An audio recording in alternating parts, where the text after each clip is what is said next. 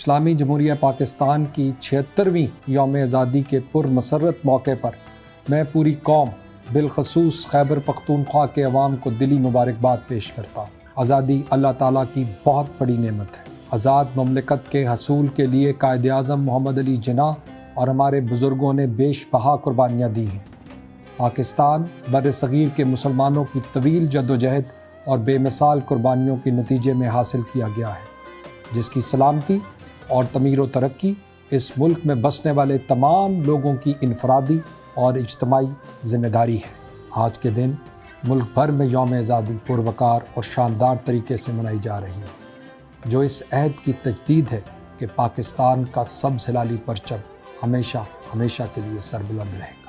ہمیں وطن عزیز کی سلامتی، ترقی اور خوشحالی کو سب سے عزیز رکھنا چاہیے اور اس کے لیے کسی قسم کی قربانی سے دریغ نہیں کرنا چاہیے۔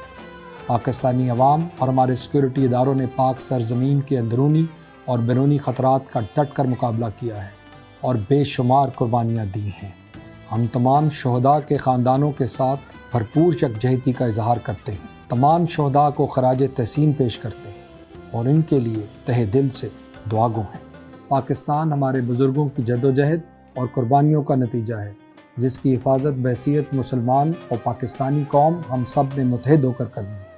پاکستان کو جس مقصد کے لیے حاصل کیا گیا تھا، اس مقصد کے حصول کے لیے شبانہ روز محنت کرنی ہوگی اور اقوام عالم کی ترقی یافتہ ممالک کی صف میں کھڑا کرنے اور دنیا میں پاکستان کا نام سرخرو کرنے کے لیے ہر طبقہ فکر بالخصوص نوجوانوں کو اپنا کردار ادا کرنا ہوگا۔ یہی اپنے آباء و اجداد اور اکابرین اور جد و جہد آزادی کے ہیروز کو خراج عقیدت پیش کرنے کا صحیح طریقہ ہے۔ آج کا دن تجدید عہد کا دن ہے۔ آئیں ہم سب عہد کریں کہ اپنے ملک کو ترقی و خوشحالی کی راہ پر گامزن کرنے کے لیے بابا قوم قائد اعظم محمد علی جناح کے رہنما اصولوں پر عمل پیرا ہو کر پاکستان کو ترقی یافتہ، مستحکم اور خوشحال ملک بنائیں۔ پاکستان پائندہ باد۔